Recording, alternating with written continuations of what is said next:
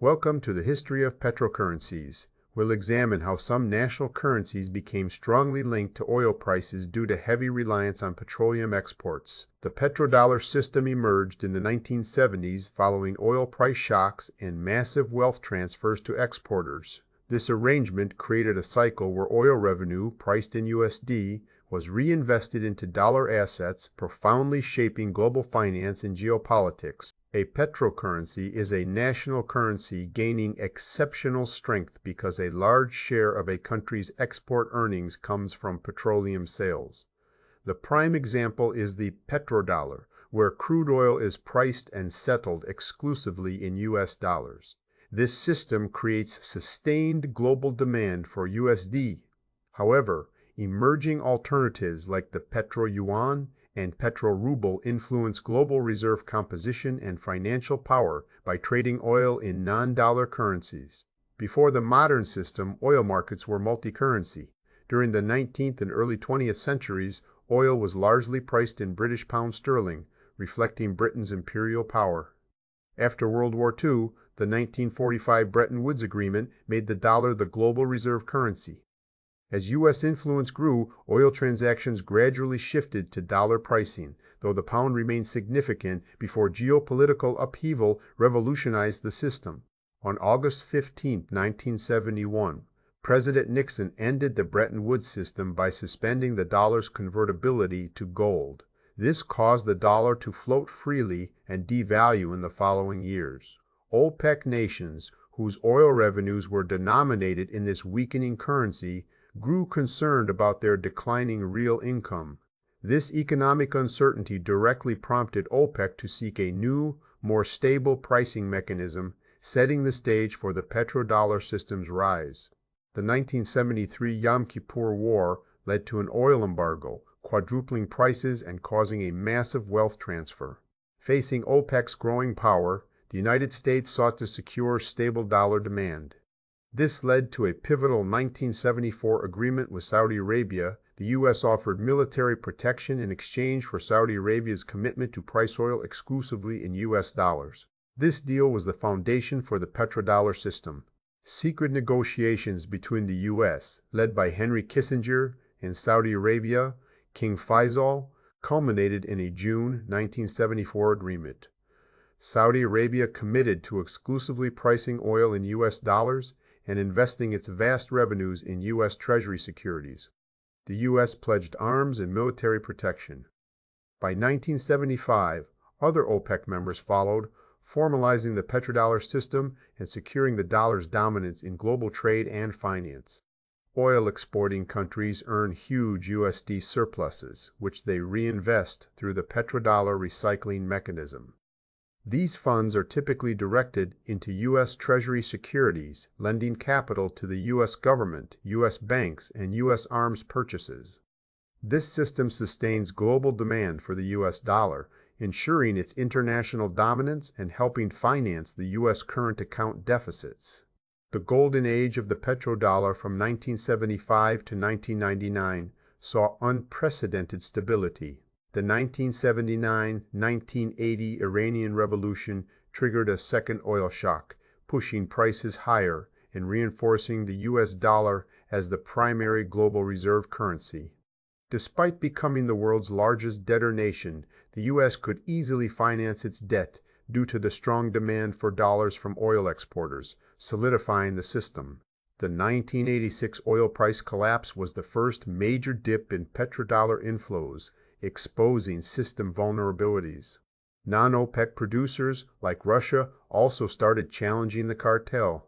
In 2000, Iraq's controversial switch to pricing oil in euros directly challenged the petrodollar, though this reverted after the 2003 U.S. invasion.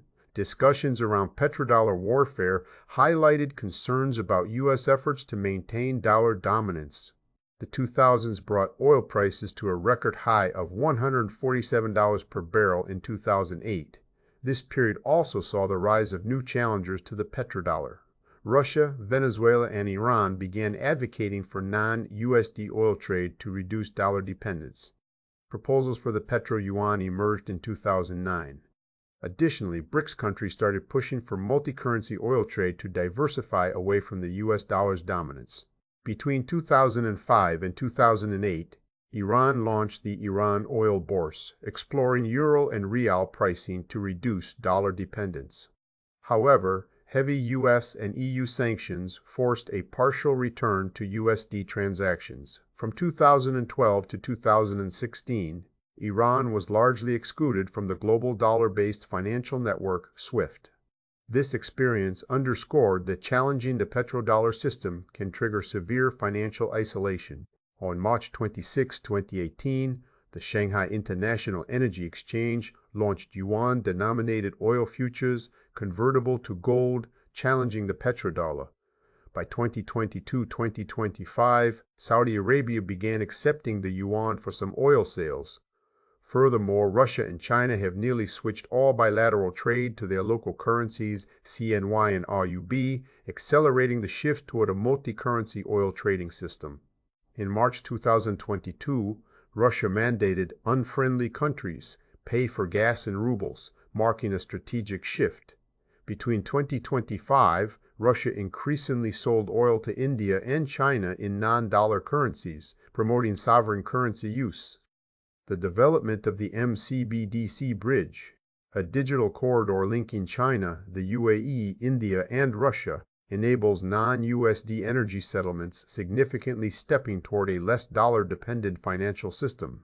As of 2025, the petrodollar remains dominant, accounting for 80 to 85% of global oil trade.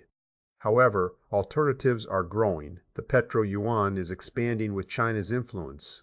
The petro-rupee is emerging in India-Russia deals, and the petro-ruble is rising in bilateral trade. Local currency and barter deals are also more common, showing a collective effort to reduce dependency on the US dollar.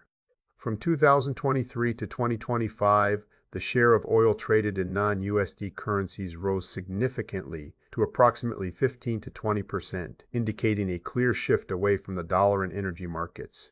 This trend is bolstered by the BRICS group and new payment systems. Central banks are also buying record amounts of gold to diversify reserves. Consequently, the dollar's share in global reserves has seen a slow but meaningful decline.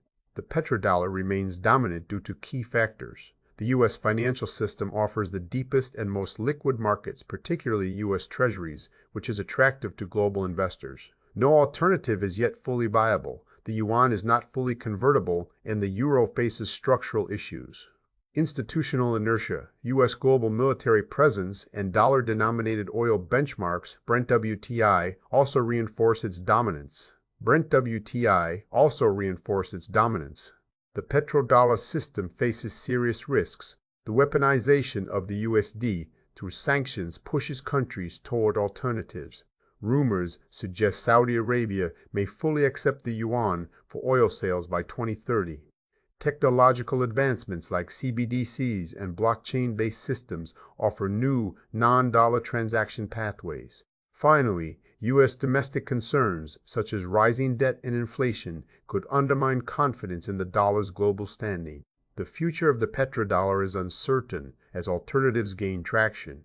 While the U.S. dollar still dominates, the petro-yuan, petro-ruble, and BRICS initiatives are reshaping energy finance. De-dollarization trends are accelerating. Although the depth of U.S. financial markets will slow the transition, the petrodollar is expected to evolve rather than collapse, becoming one part of a multi-currency global energy system. Established in 1974, the petrodollar system has been the cornerstone of U.S. dollar hegemony. We are now entering a multipolar petrocurrency era, with China's petro-yuan and BRICS initiatives challenging the dollar's dominance. The transition will likely be gradual, its pace dependent on geopolitics, technology, and trust in alternative systems. The future of global energy trade points toward a more balanced, multi-currency landscape. Thank you for watching, and see you next time.